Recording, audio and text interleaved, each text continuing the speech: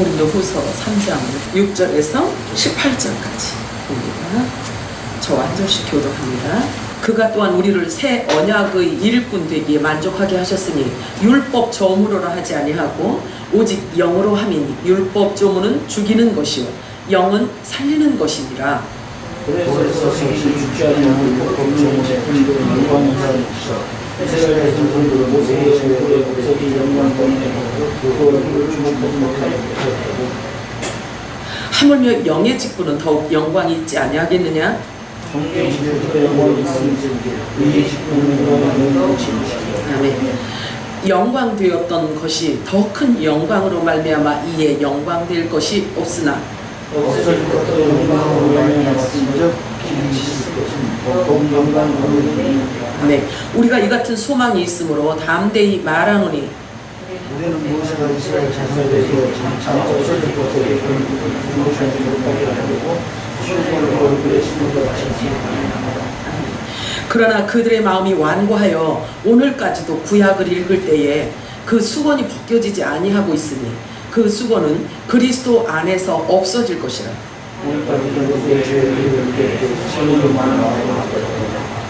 그러나 언제든지 주께로 돌아가면 그 수건이 벗겨지리라.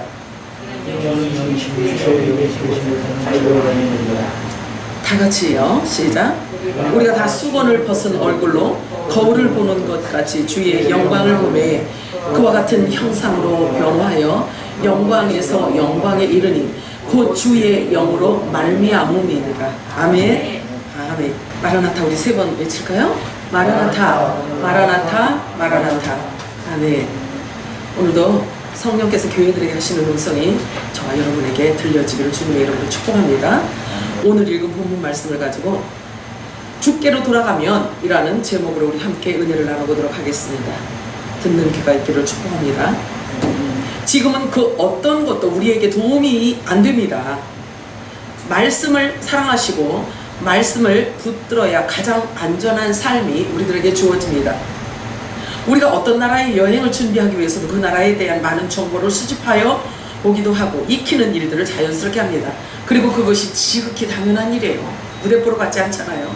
물론 사람들에게 따라 관심 분야가 각각 다를 수는 있겠지만 기본적으로 그 나라에 대해서만큼은 알고 갑니다. 그러나 그 나라의 역사나 문화나 현재 상황이 있어조차도 왜곡되어진 정보를 비정상적인 사고를 갖고 있는 자들에게 그들이 쓴 정보를 갖고 그곳으로 가게 된다면 어쩌면 정상적인 것을 보지 못하고 올 수도 있다는 이야기입니다. 그렇지 않겠어요? 바르게 알지 못한 정보를 가지고 가면 모든 게 다 잘못된 정보로 가서 보게 되지 않겠어요? 왜 이 말을 제가 말씀을 드리냐면 우리가 우리의 본향을 향해서 가야 되는 사람들이기 때문에 우리의 본향에 대한 역사와 문화를 익혀야 돼요. 그래서 성경을 사랑하라고 제가 자꾸 말씀을 드리는 거예요. 자, 그런데요, 어떤 경우라 하더라도 다음에 잘못된 왜곡된 정보를 갖고 간다 해도 언젠가는 또 다시 한번 가면 되는 거예요. 좋은 정보를 정확한 정보를 갖고 갈 수가 있어요. 기회가 있어요. 그런데 천국은 그렇지가 않다는 거죠. 그래서 문제가 되는 거죠. 천국은 그렇지 않아요. 한 번밖에 기회가 없는 거예요. 우리가 육신을 입고 있는 동안에만 기회가 주어진다는 얘기예요. 그래서 내 생명의 주인 되시는 그분께서 언제든지 가져가신다고 하면은요, 아무도 누구라도 거역할 수가 없어요. 그래서 우리의 생명은 내 것인 것 같지만 절대 그렇지 않아요. 주인이 가져가신다고 하면은 거역할 수가 없거든요. 그래서 내 마음대로 더 있고 싶다고 더 있는 거고, 뭐 당장 가고 싶다고 갈 수 있는 거고, 이런 게 아니란 말이에요. 그러니까 항상 내 생명의 주인 되시는 그분이 부르면 언제든지 갈 수 있는 준비가 되어져 있어야 되는 거예요. 이게 성경적인 사고예요. 성경적인 사고예요. 지금 우리가 살고 있는 때는요, 유감스럽게도 어둠이 가장 짙게 깔려있는 시대에 살아가고 있습니다. 믿지 않는 자들도 자꾸 이 사태를 보면서 세상 종말이 오고 있다라고 서슴없이 말들을 하고 있습니다. 누구라도 어렵지 않게 그 말에 공감하는 그런 시대에 우리는 지금 살아가고 있는 것입니다. 물론 하나님을 모르는 자들, 예수를 믿지 않는 자들은 그렇게 말할 수 있지만, 그렇게 말할 수 있어요. 그러나 역사의 주관대 되시는 만물의 창조자이신 그 분이 우리의 아버지이라면, 그러면 아들들의 생각과 관점은 세상 사람들이 말하는 언어와 관점과의 차이는 있어야 돼요, 없어야 돼요? 차이가 있어야 되는 거예요. 소속이 다르기 때문에 그래요. 그래서 땅에 속한 자와 하늘에 속한 자는 그 본질이 다르기 때문에 관점도 달라야 되고, 말하는 용어도 달라야 되고, 생각도 달라야지만 되는 거예요. 본질에 대한 차이는 하늘과 땅의 차이라는 말씀을 성경은 우리들에게 가르쳐주고 있어요. 그래서 하나님의 말씀으로 정체성이 확립된 자라면 아무도 세상 어떤 누구도 이길 자가 없어요. 이길 자가 없어요. 이해가 되시나요? 우리의 생명의 주인은 하나님이시기 때문에 그런 거예요. 자, 세상에서 가장 두려워하는 게 뭐예요? 요즘에 그냥 이렇게 코로나도 두려워하고 막 무서워하는 그 가장 깊은 본질이 뭔가요? 죽음이잖아요. 그죠? 우리가 겪어보지 않은 곳, 우리가 해보지 않은 일, 경험해보지 않은 곳이기 때문에 죽음이라는 거에 대한 두려움을 갖고 있단 말이에요. 그러나 본질이 하늘에 소속되어져 있는 예수 그리스도와 같은 본질을 갖고 있는 자들은 세상이 감당할 수 없는 자라고 말하고 있어요. 무엇일까요? 그것은 죽음을 초월하신 주님의 생명이 우리 안에 와 있기 때문에 그런 거예요. 아멘이죠? 하나님의 나라가 이미 우리 안에 임하였기 때문에 그래요. 자, 그렇다면요, 우리가 기본적으로 갖춰야 될 자세는 어떤 것인가요? 그리고 가장 우리가 중요하게 생각해야 할 것이 무엇인가요? 사람들은 자신이 아는 만큼 말해요. 그리고 경험한 것만큼 익숙해져 있어요. 그 익숙함은 사람들의 마음을 안전하다라고 생각하고 있기 때문에 새로운 것에 대한 비전은 갖질 않아요. 익숙함이 좋기 때문에. 자, 성경 말씀에 대해서 여러분 자신에게는 어떤 의미가 있다고 생각하시나요? 하나님의 말씀에 대해서 여러분들 어떻게 생각하고 계시나요? 성경 말씀은 목사나 전도사에게만 해당되는 그런 교과서 정도로 생각하고 있지는 않은지요. 성경 말씀은 우리가 매일 먹어야 하는 너무나 중요한 양식이라는 것을 여러분 잊으면 안 돼요. 어떤 양식을 먹느냐에 따라서 내 체질이 바뀌잖아요. 그렇죠? 하나님의 말씀은요, 우리가 매일 먹어야 되는, 하나님 아들들이 먹어야 되는 양식인 거예요. 하나님의 자녀라면 반드시 먹어야 하는 양식이 하나님의 말씀인 것입니다. 양식은 생명과 직결되어 있기 때문에 없어도 죽고 못 먹어도 죽습니다. 양식은. 그렇죠? 양식은 없어도 죽어요. 못 먹어도 죽어요. 그런데 눈앞에 있는데도 알지 못해서 못 먹으면 역시 죽어요. 생명에 관해서만큼은 어떤 변명도 통할 수가 없습니다. 죽으면 그만이기 때문이에요. 우리가 갖고 있는 이 성경책은 일반 책이 아니에요. 하나님께서 하나님의 자녀들에게 주신 너무나 중요한 양식이고 메시지예요. 그런데 이 말씀이 얼마나 중요한지 말씀 자체를 하나님이라고 밝히고 있어요.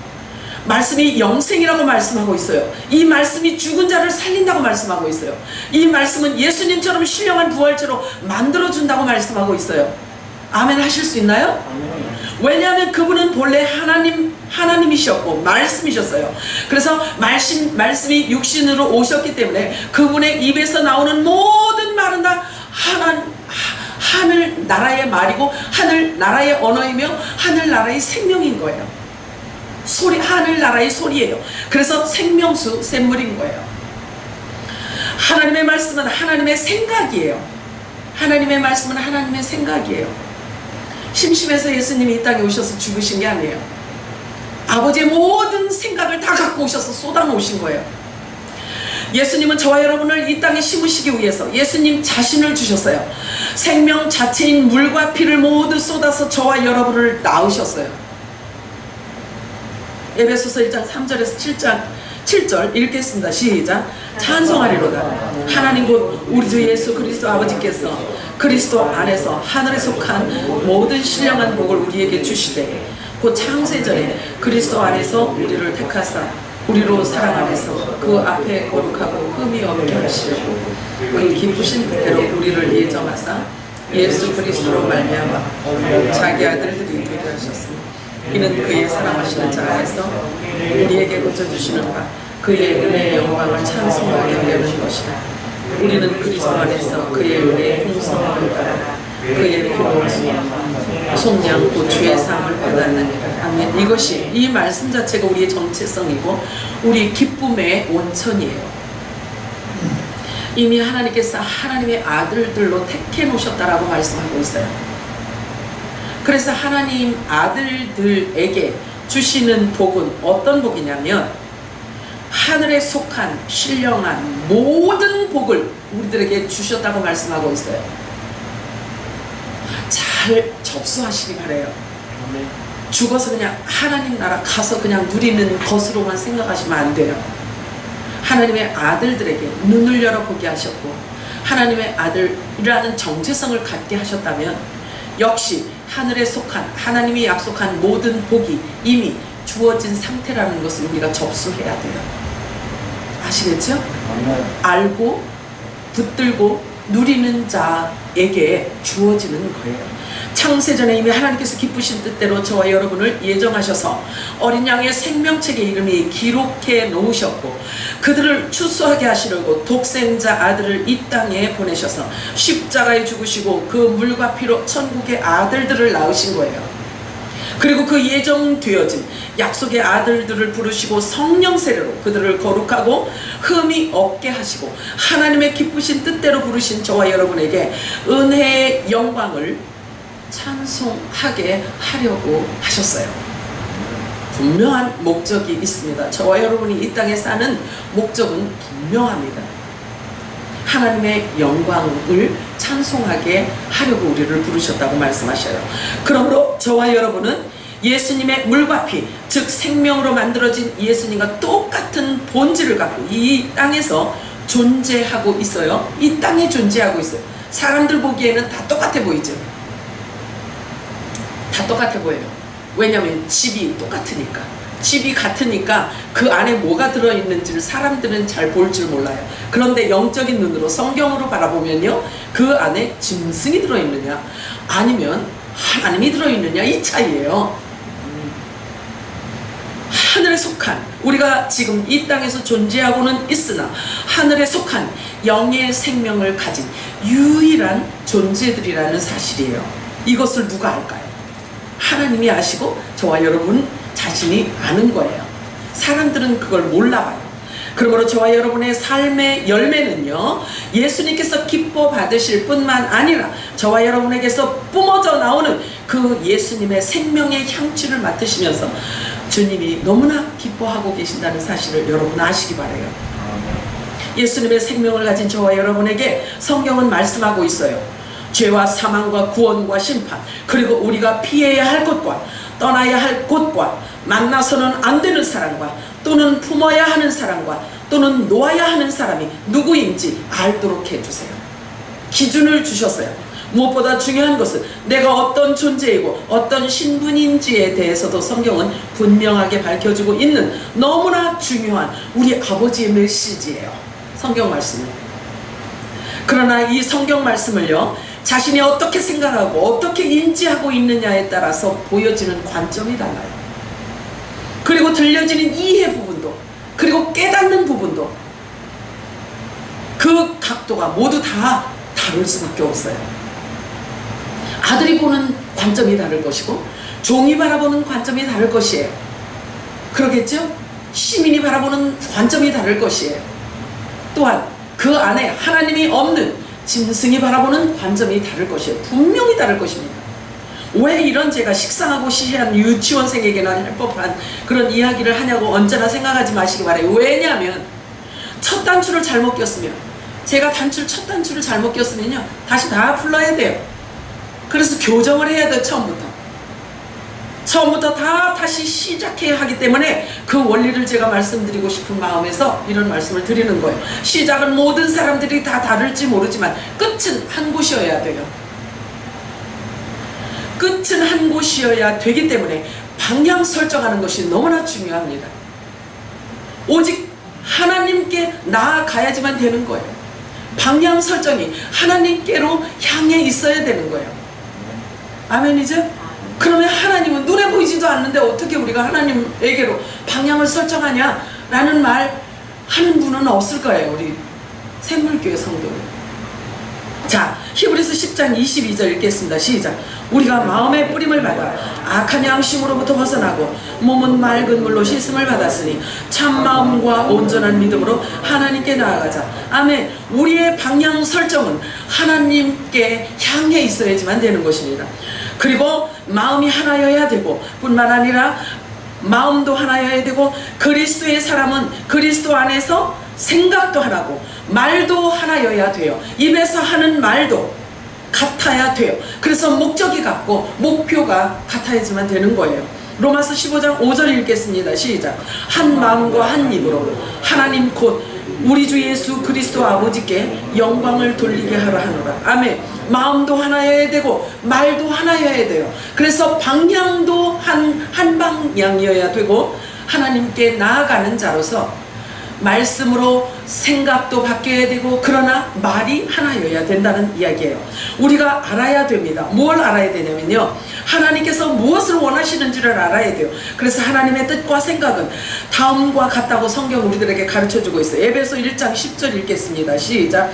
하늘에 있는 것이나 땅에 있는 것이 다 그리스도 안에서 통일되게 하려 하심이라. 할렐루야. 그렇기 때문에 이렇게 하나로 통일되기를 원하셨기 때문에 궁창 위에 물이 내려오신 거예요. 그래서 이 땅에 쏟아놓으신 거예요. 사람들은 간혹 성경 말씀을 가지고 논쟁이나 변론하는 것을 좋아합니다. 하지만 말씀은, 성경 말씀은 그와 정반대로 말씀하고 있어요. 족보나 신화에 몰두하지 말라고 말씀하고 있어요. 예수님께서 말씀하신 영원한 복음, 천국 복음 그 외의 모든 말씀은요, 우리가 논쟁거리가 아니에요. 사람의 마음을 청결하게 하고 구원에 이르는 거짓 없는 믿음을 갖도록 하기 위한 교훈이에요.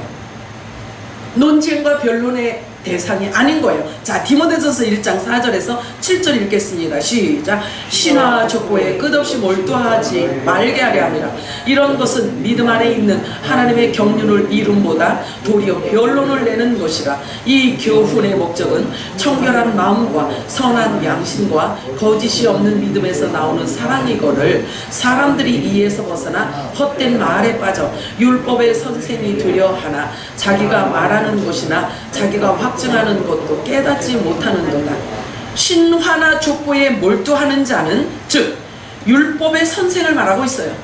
율법의 선생이 되려고 하는 자는 헛된 말, 아무런 쓸모가 없는 것에 빠져 있을 뿐만 아니라 자기가 하는 말이 무슨 말인지조차도 자기 자신도 확증되지 않은, 본인도 깨닫지 못한 말, 자꾸 헛된 말을 한다는 거예요. 이것을 거짓이라고 해요. 거짓 선생이라고 말합니다.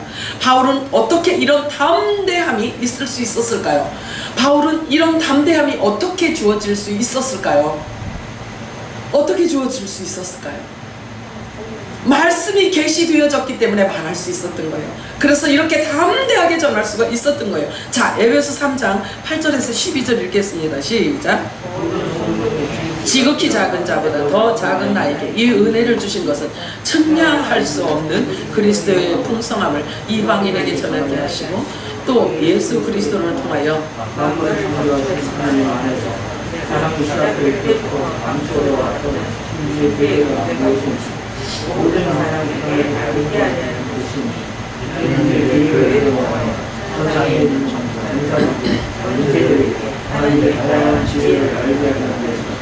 그래서 하나님의 그리스도 예수 우리 주 안에서 배려하신 영원한 목적을 가진 것이고 그 안에서 우리가 그분을 믿고 아멘. 이게 확증이 되시나요? 이게 확증이 되면 분명한 예수 그리스도의 증인인 거예요. 예수 그리스도의 지체가 되는 거예요. 자, 보십시오. 측량할 수 없는 그리스도의 풍성함을 이방 교회들에게 전하게 하시려고 예수님께서 바울에게 율법을 계시해 주셨다라고 말하고 있어요. 그런데 이게 본래 만세전에 감춰졌던 비밀이라고 말하고 있습니다. 이 비밀은 지금 뭐냐면요, 교회를 통해서요. 자, 보세요. 이 말씀을 읽고 여러분들이 정말 그냥 우리가 띵해야 돼요. 말씀 없이는요, 이런 엄청난 것을 우리가 깨달을 길이 없단 말이에요. 그렇지 않나요? 이걸 누가 얘기해 줄 수 있겠어요? 이 말씀을요. 자, 그래서 우리의 믿음은 반드시 말씀에 근거해야만 합니다. 믿음은 말씀을 들을 때 생기고요. 그 믿음은 말씀을 붙들었을 때 더 강화되어지게 되어 있어요. 그래서 믿음은 말씀을 통해서 더 성장하고 자라가며 그 기쁨이 더 깊어지게 되어 있어요. 바울은 정확하게 깨달았어요. 하나님께서 자신을 통해서 이방 교회들에게 도저히 사람으로서는 상상할 수 없는, 측량할 수 없는 그리스도의 풍성함을 전하게 하려고 자신을 부르셨다라고 말씀하고 있어요. 저와 여러분을 위해서 바울이요, 이 복음을 전하다가 죽었어요. 사실은 우리에게까지 온 이 복음으로 인해서 우리 손에 들려주기 위해서, 우리에게 지금 들려주려고 이 복음이 전달되어지기까지 얼마나 많은 피의 대가가 있었는지 몰라요. 하나님의 말씀은 우리들의 믿음을 강화시키고 확장시켜줘요. 그리고 이제는 그 교회를 통해서, 보세요, 이 말씀을 보니까 이제는 그 교회를 통해서 마지막 때는 교회를 통해서 이 땅에 있는 자들은 물론이거니와 하늘에 있는 정사와 권세들에게 하나님의 다양한 지혜를 알게 하시기 위함이라고 말씀하고 있어요. 아멘이죠? 자, 그러면 지금 하늘과 땅의 주인공이 누구예요? 우리예요. 이렇게 말씀이 자꾸 계시되어지고 있죠? 자꾸 보여지고 있죠? 그죠? 하나님의 아들들의 기름 부으심, 주님께서 기름 부으심이 있기 때문에 그런 거예요. 자, 기름 부으심 뭐라 그랬어요? 영원한 생명 말씀이라고 그랬어요? 이것은 만물이 창조되어지기 전에 이미 영원하신 목적에 따른 것이며, 그것은 감추어졌던 비밀의 교제를 모든 사람들에게 알게 하시려고 바울을 일꾼으로 부르셨다고 말씀하고 있어요. 바울이 말하고 있어요. 나는 분명하게 알고 있다. 하나님께서 이방인을 통해서 무엇을 계획하셨는지에 대해서 나는 다 깨달았다. 당연히 깨달았죠. 그래서 전하는 거잖아요. 그러면 그 깨달은 그 말씀을 우리가 또 다시 계시를 받으면 어떻게 될까요? 그럼 어떻게 될까요? 이제는 주인공으로서 우리는 이제 누리는 거예요. 주인공으로서 이제는 빛의 역할을 해야 되는 거예요. 그러므로 자, 하나님의 말씀을 받은 자는 다 증인이에요. 또 하나님의 말씀을 깨달은 자는 전부 다 증인이에요. 하나님의 말씀을 깨달은 자는 아들의 영이 임하였다라는 증거예요. 그래서 바울이 말해요. 내가 하는 말을 잘 들어보아라. 내가 자의로 하는 말이 아니라는 것을 알게 될 거야. 이렇게 자꾸 설득을 해요. 왜냐하면 엉뚱한 소리 하는 것 같으니까. 자, 하나님의 말씀을 받은 자, 하나님의 말씀을 깨달은 자는요, 누구나 다 증인이에요. 아멘이죠? 자, 에베소서 3장 3절에서 4절 읽습니다. 시작. 곧 계시로 내게 비밀을 알게 하신 것은 내가 먼저 간단히 기록한 것 같으니 그것을 읽으며 내가 그리스도의 비밀을 깨달은 것을 너희가 알 수 있으리라. 이제 그의 거룩한 사도들과 선지자들에게 성령으로 나타내신 것 같이 다른 세대에서는 사람의 아들들에게 알리지 아니하셨으니, 이 엄청난 비밀이에요.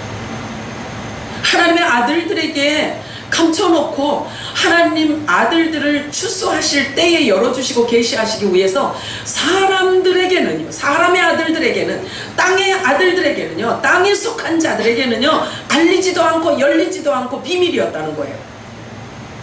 바울이 말하지, 내가 깨달은 이 놀라운 비밀은 사람의 아들들에게는, 즉 첫사람 아담의 후손들, 땅에 속한 혼의 생명들에게는 알리지 않으셨다고 말하고 있어요.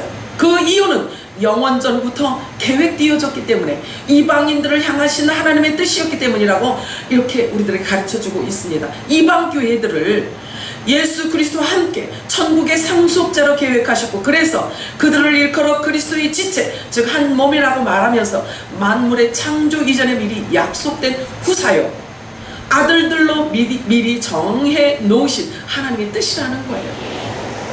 자, 어서오세요. 자, 그래요. 이 말씀을 들으면서 여러분들이 가슴이 울렁거리지 않고 가슴이 뛰지 않는다면 좀 지켜봐야 돼. 자, 이해가 되시죠? 그렇기 때문에 자 보세요. 하나님께서 이미 약속해 놓았기 때문에 이 마지막 추수 때가 되어서야 그 비밀이 열린다는 거예요. 에베소 3장 6절 7절 읽겠습니다. 시작. 이는 이방인들이 복음으로 말미암아 그리스도 예수 안에서 함께 상속자가 되고 함께 지체가 되고 함께 약속에 참여하는 자가 됨이라. 이 복음을 위하여 그의 능력이 역사하시는 대로 내게 주신 하나님의 은혜의 선물을 따라 내가 이 일꾼이 되었노라. 아멘이에요? 아멘. 아멘. 천사들도 흠모하는 이 복음의 놀라운 능력의 비밀을 바울은 자신에게 맡겨주시고 그리고 계시하여 주신 것에 대해서 그리고 이 비밀을 전할 수 있는 일꾼으로 삼아주신 것에 대해서 감격스러운 표현을 지금 하고 있는 장면인 거예요.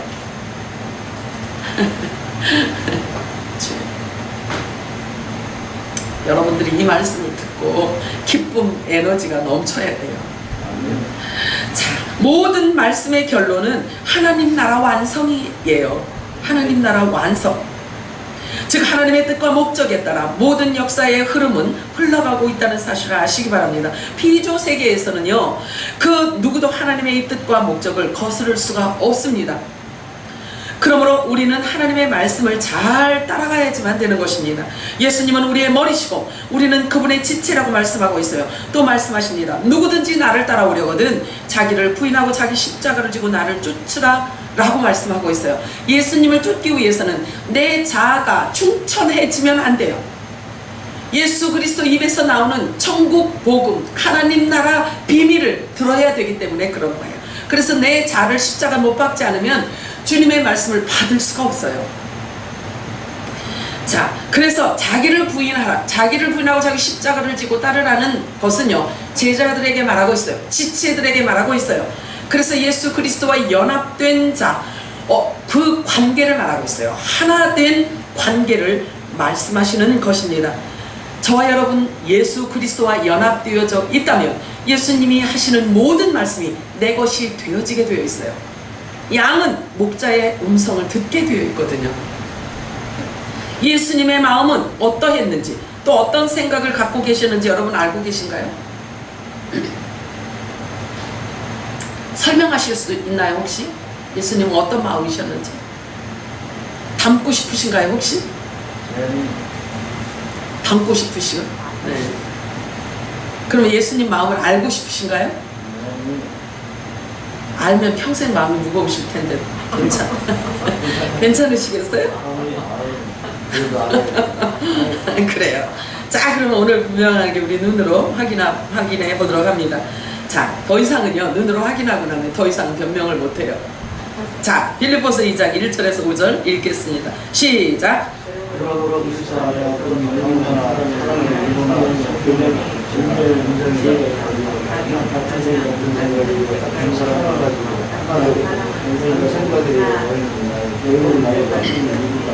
어떤 일도 정답이 필요한 따라서 오직 우리 생각이 있는 마음을 가지고 각자 자기 인생을 하지 말고 남의 일과 그러고 너희 안에 이 생각을 통해서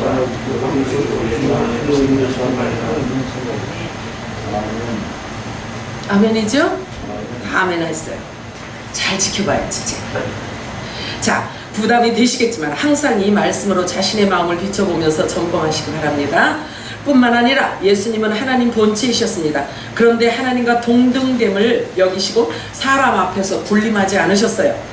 하나님이심을 완전히 비우셨어요. 그리고 창조주가 피조물과 같이 되셔서 사람이 되어 오셨어요. 그것도 피조된 사람에 의해서 죽으셨어요. 도저히 이해가 안 가죠. 그죠? 자, 빌립보서 2장 6절에서 8절 읽겠습니다. 시작.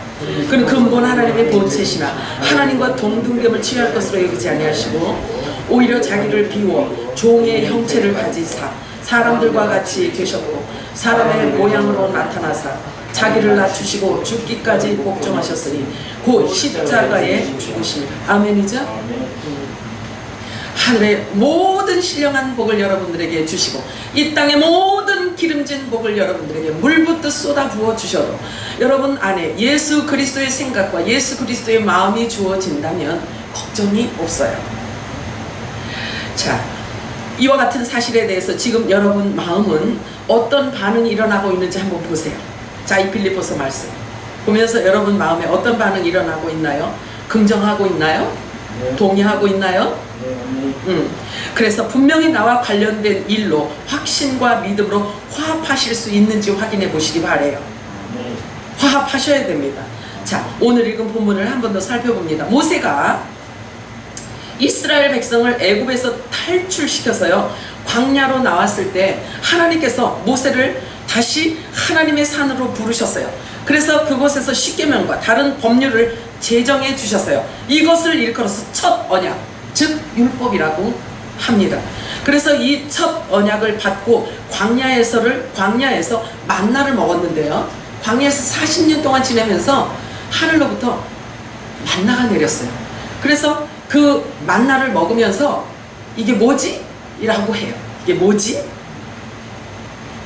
자, 이 양식을 보고 이 이스라엘 백성들이 뭐라고 하는지 한번 들어보실래요? 출애굽기 16장 15절 시작. 이스라엘 자손이 보고 그것이 무엇인지 알지 못하여 서로 이르되 이것이 무엇이냐 하니 모세가 그들에게 이르되 이는 여호와께서 너희에게 주어 먹게 하신 양식이래요. 양식. 이 구약의 양식은 만난데요. 그러면 이것은 율법으로 말하고 있어요. 먹는 양식. 예수님이 먹은 양식도 있고 저와 여러분이 먹어야 하는 양식도 있고 이 율법 아래에 있는 자들이 먹는 양식이 있어요. 그런데 이 광야에서 율법의 양식을 먹은 자들은 모조리 광야에서 다 죽었어요. 자, 그들은 자신들이 먹는 양식이 무엇인지도 모르면서 그냥 먹었어요. 그러나 여호와께서 주신 양식임에도 불구하고 그들은 먹었어도 광야에서 모두 다 죽었어요. 이 율법 아래에 있는 자들의 모형을 얘기해주고 있는 거예요. 자, 영원한 생명의 양식이 그 안에는 없었기 때문에 그러므로 첫 언약의 계명으로 제정해 주신 율법은 그들이 믿음으로 받기는 받았어요. 그러나 그들이 먹은 양식 속에는 영생하는 생명이 없었어요. 성령이 약속한 그 약속이 그 안에 들어있지 않았어요. 그렇기 때문에 광야에서 모두 죽었어요. 물론 그 중에서도 하나님은요 생명책에 기록된 자들을 추수해 주시겠다는 약속이 있어요. 어디를 보면은 그 약속을 알 수 있냐면요, 요단강에 요단을 건널 때 12돌을 갖다가 거기에다가 잠궈놨어요. 그 다음에 가나안 땅으로 가서 가나안 땅 앞에 그 돌을 갖다가 여호수아가 옮겨놨어요. 자, 이건 뭘 의미하냐면요, 이 중에도 하나님께서 건지고 추수해 줄 자가 있다는 거예요. 생명책에 기록된 자들이 있다는 것을 말해주고 있는 거예요. 자, 출애굽기 34장 28절에서 30절 읽고 그 다음에 35절 읽도록 합니다. 시작.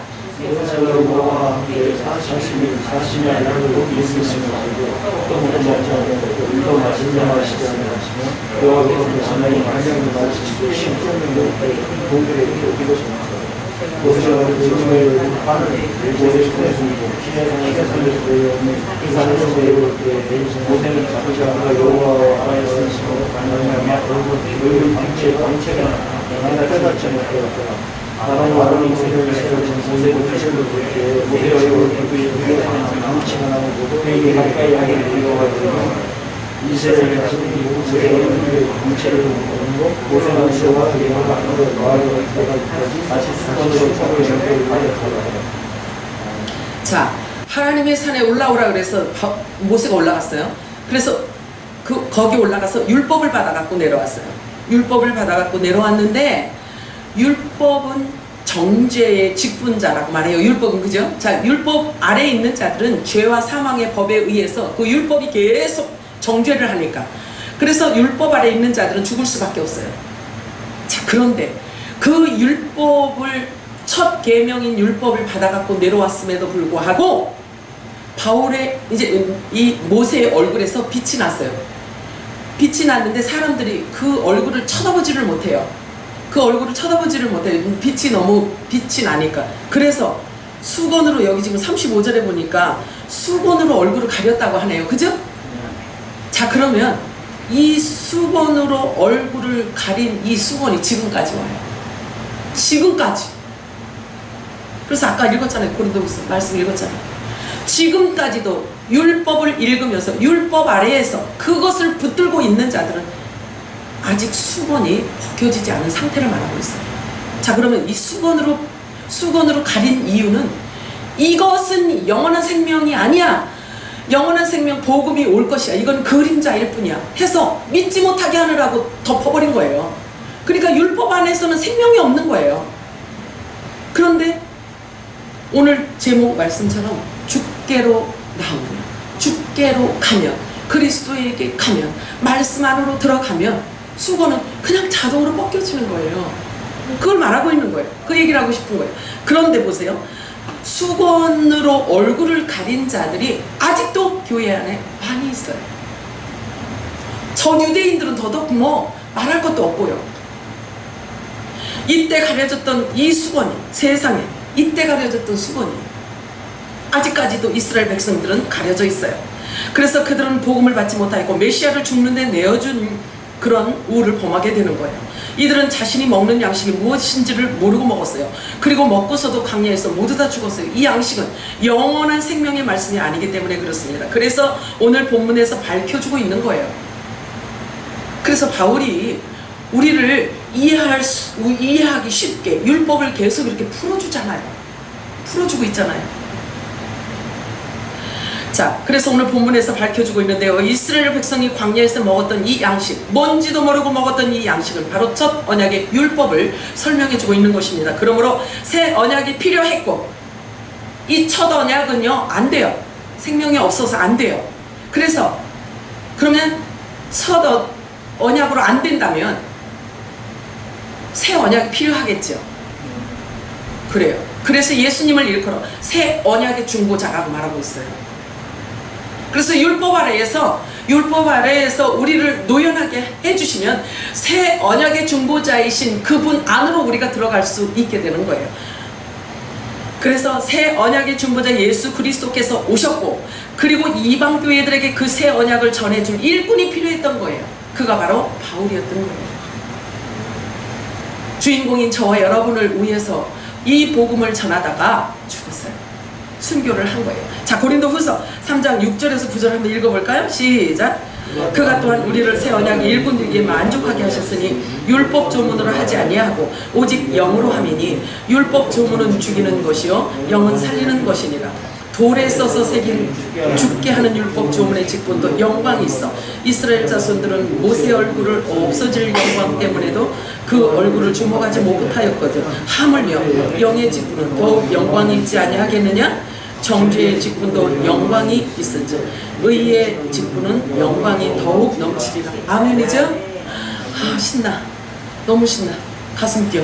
자, 첫 언약인 율법은 죄를 드러내는 법률이에요. 그러므로 율법은 사람을 죽이는 데 사용되는 것입니다. 그렇기 때문에 율법이 있는 곳에는 반드시 구세주가 필요한 것입니다. 그런데 아직도 율법 아래에서 초등학문을 버리지 못하고 오늘날까지 구약을 읽을 때 그 수건이 벗겨지지 않고 있으면 구원을 받을 수가 없다는 거예요. 왜냐하면 예수님께서 오셔서 하신 말씀 때문이에요. 예수님께서 오셔서 하신 말씀 때문에 그렇습니다. 내가 길이요 진리요 생명이요 내가 부활이다. 나를 먹지 않는 자는 아버지께로 올 수 없다라고 말을 이미 예수님께서 선언을 해 놓으셨기 때문에 그래요. 그래서 율법 아래 있으면 구원을 받을 길이 없어요. 그래서 예수님 말씀하셔요. 내가 오지 않았다면 그들에게 죄가 없었으려니와. 지금은 아니다. 내가 말하지 않았다면 그들에게 죄가 없었으려니와. 지금은 내가 말을 했기 때문에 그들에게 죄가 있느니라. 이렇게 말씀하십니다. 헌법이 정해지기 전에는요, 그것이 법에 저촉되지 않는 것들이 있어요. 그죠? 그렇잖아요. 그런데 헌법이 제정이 되잖아요. 그러면 그 헌법이 정죄를 한단 말이에요. 쫙 비추면요, 그 법에 의해서 그 잘못을 저촉하면요, 그게 헌법에 의해서 법망 안으로 들어올 수밖에 없는 거예요. 예수님이 오셔서 새 언약의 중보자로 오셨단 말이에요. 그렇죠? 그래서 새 언약을 갖고 오신 예수 그리스도께서 마구 그 새 언약을 쏟아내셨어요. 마구 쏟아내셨어요. 그런데 그 쏟아내신 새 언약을 무시하고 계속 율법 아래 있게 되면 그들이 심판을 받은 상태라는 거예요. 내가 말하기 전에는, 내가 오기 전에는 그들이 그런 죄가 그들에겐 성립이 안 된다는 거예요. 그런데 예수님께서 오셔서 새 언약을 마구 말씀하셨어요. 새 언약의 계명을, 새 언약의 약속을 마구 주셨어요. 그래서 이 약속을 받은 자, 율법 아래에 있던 자들이 이 약속을 받아서 빛의 나라로 옮겨진 이들에게는요, 이 새 언약의 주인공이 되는 거예요. 율법 아래에 있으면 그대로 상황에 이렇게 들 수밖에 없는 거예요. 예수님이 그걸 말씀하고 있는 거예요. 자, 그래서 너희도 알아야 할 것은 주께로 돌아가지 않으면 수건이 벗겨지지 않는다라고 말하고 있어요. 바울이 말하고 있습니다. 말씀으로 돌아가지 않으면 율법 아래 계속해서 머물러 있게 될 것이며 죄와 사망의 법이 너를 합법적으로 죽이게 된다는 거예요. 헌법이, 그 율법이, 그 옛법이, 그 첫 언약을 계속 붙들고 있으면 그렇게 될 수밖에 없다는 거예요. 고린도서 3장 13절에서 16절 한번 읽어볼게요. 시작. 우리는 모세가 이스라엘 자손들에게 장차 없어질 것에 결국을 주목하지 못하게 하려고 수건을 그 얼굴에 쓴 것 같이 아니하노라. 그러나 그들의 마음이 완고하여 오늘까지도 구약을 읽을 때에 그 수건이 벗겨지지 아니하고 있으니 그 수건은 그리스도 안에서 없어질 것이라.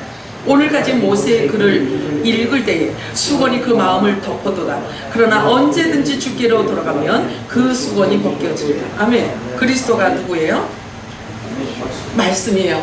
말씀으로 돌아와야만 수건이 벗겨지는 거예요. 모세는 자신이 전하는 율법으로는 구원에 이르는 그 생명이 없다는 것을 알았어요. 그래서 자신의 빛나는 얼굴을 보지 못하게, 보지 말라고, 이게 아니다, 이거는 영생이 아니다, 이거는 생명이 아니다 라는 뜻으로 얼굴을 수건으로 가린 거예요. 내가 전하는 이 율법은 실제로 오실 메시아 복음이신 그분이 그림자일 뿐이다 하고 얼굴을 가렸던 것입니다. 그래서 첫 언약인 율법은 법조문이라고 해요. 의문이라고 해요. 의문의 성경이라고 해요. 의문의 성경, 법조문이라고 합니다. 그러므로 반드시 열려져야 돼요. 계시가 되어져야 되는 거예요. 그래서 그 법조문을 여는 분이 오직 예수 그리스도 외에는 없어요. 예수님밖에 없어요. 그 법조문을 여는 방법은 예수 그리스도밖에는 없었어요. 그래서 봉해진 의문의 문서라고 하는 거예요. 이해가 되죠? 봉해진 의문의 문서라고 하는 거예요. 그래서 예수님께서 오셔야지만 됐고요. 예수님께서 오셔서 그 의문의 법조문인 율법을 다 열어놓으신 거예요. 자, 그것을 이렇게 표현하고 있어요. 계시록 5장 3절에서 5절 우리 같이 읽습니다. 시작. 하늘 위에나 땅 위에나 땅 아래에 능히 그 두루마리를 펴거나 보거나 할 자가 없더라. 그 두루마리를 펴거나 보거나 하기에 합당한 자가 보이지 아니하기로 내가 크게 울었더니 장로 중에 한 사람이 내게 말하되 울지 말라. 유대 지파의 사자 다윗의 뿌리가 이겼으니 그 두루마리와 그 7인을 떼시리라 하더라. 아멘. 자, 인을 떼신다는 뜻은 뭘 얘기하냐면요, 예수 그리스도가, 그러니까 두루마리가 이 도장 딱 인봉되어져 있다는 거예요. 아무도 뗄 수 없는, 아무도 그것을 열 수 없는, 아주 똘똘 말아가지고 도장을 딱 해놨다는 거예요. 그런데 예수님께서 그 인을 띄니까 열리는 거예요. 열려서 아들들에게는 빛이 임하고, 그리고 심판을 받아야 할 자들에게는 불이 임하는, 심판이 임하는 거예요. 마지막 때 일어날 일들을 말씀하고 있는 거예요. 마지막 인을 띄는 것은 마지막 때 하는 겁니다. 자, 예수님께서 인을 띄시는 이유는 자기 소유권을 갖고 띄시는 거예요. 소유권을 갖고 부활하셨기 때문에 하늘과 땅의 모든 권세를 다 가지신 분이기 때문에 하실 수 있는 일이었어요. 이 열쇠는 주님만이 갖고 있는 거예요. 그래서 이 율법을 전하는 직분자라 할지라도 영광이 있다고 말씀하고 있는데요, 하지만 의의 직분은 영광이 더욱 넘친다고 말씀하고 있습니다. 저와 여러분을 말하고 있는 거예요. 빛의 자녀들에게 주신 이 직분의 영광은 엄청난 거예요. 죽은 자를 살리는 하나님의 그 권능을 우리들에게 주신 거예요. 자, 계시록 5장 6절을 보겠습니다. 시작. 내가 또 보니 보좌와 내 생물과 장로들 사이에서 한 어린 양이 서 있는데 일찍이 죽임을 당한 것 같더라. 그에게 7뿔과 7눈이 있으니 이 눈들은 온 땅에 보내심을 받은 하나님의 7 영이더라. 자, 마지막 때 빛의 아들들에게 보내주신 7 영인 거예요. 이 일곱 영이 주어지지 않으면요, 빛이 임할 수가 없어요. 전할 수도 없고요. 그래서 이 일곱 영이 우리들에게 오면, 이거 성령을 말하고 진리의 성령을 말하고 있어요. 진리의 성령께서 오셔서 하시는 일은 성령을 계시하시는 거예요. 보여주시는 거예요. 그래서 보여주시는 그것을 우리는 이제 전해야지만 되는 것입니다. 이 일곱 영은 성령을 말씀하고 있습니다. 마지막 늦은 비 성령의 기름 부으심이 있을 때 역사하실 성령님을 지금 표현하고 있는 거예요. 그래서 진리의 영, 그리스도의 영이십니다. 마지막 때 다시 예언해야 하기 때문에 의문의 법조문을 반드시 열어주실 것을 말씀하고 있는 거예요. 우리가 살고 있는 이 시대는 참으로 위험이 곳곳에 도사리고 있습니다. 그러므로 영적인 전쟁이 매우 치열하게 행해지고 있다는 사실을 명심하시기 바랍니다.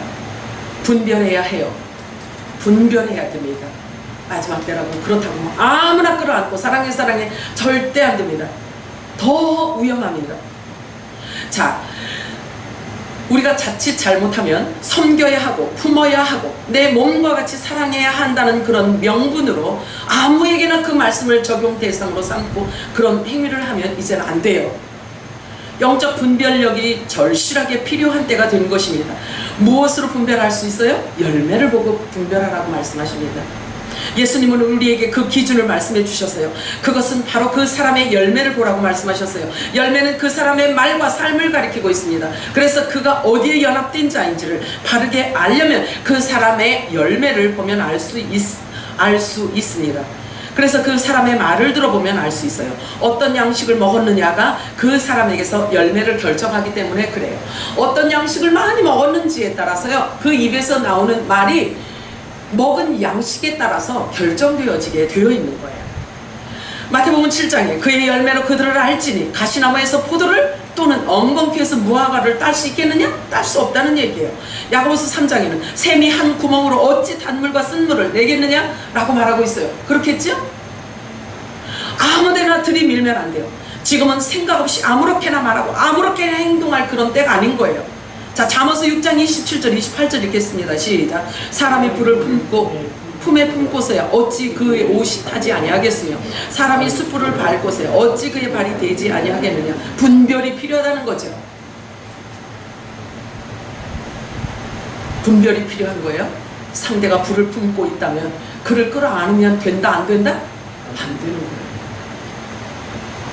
그 첫 언약인 율법으로는 영원한 생명에 이를 수 없습니다. 하늘의 참된 양식의 그림자일 뿐입니다. 예수님 자신이 먹는 참된 양식에 대해서 성경은 이렇게 말하고 있어요. 요한복음 4장 32절에서 34절 읽겠습니다. 시작.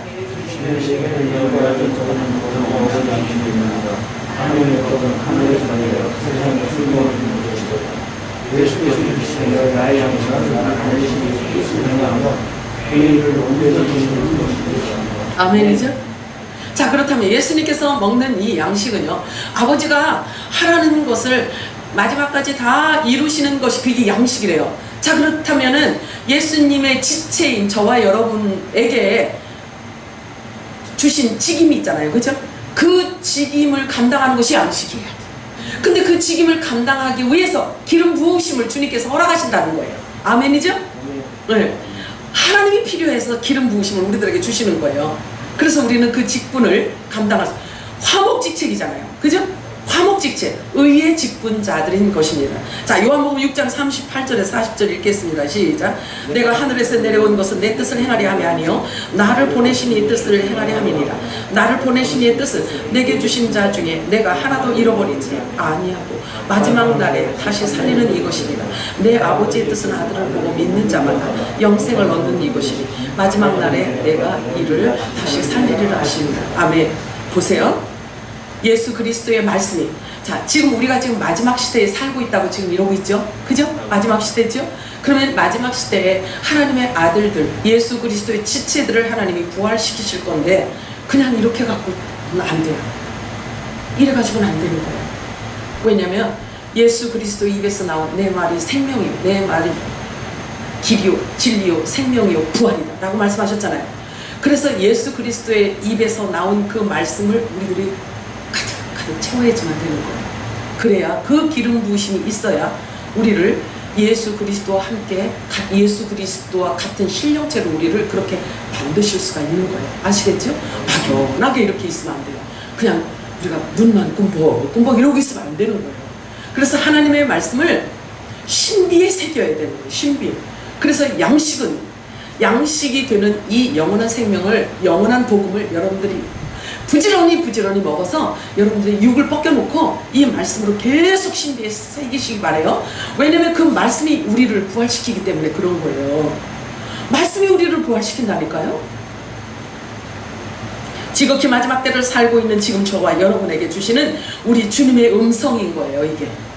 그래서 우리가 부활의 신령체로 올려지기 위해서는 반드시 우리 육을 벗어야만 합니다. 그리고 생명 되시는 예수 그리스도의 천국 복음을 반드시 양식으로 계속해서 먹어야지만 되는 것입니다. 그 양식을 먹지 않고는 결코 부활에 이룰 수가 없어요.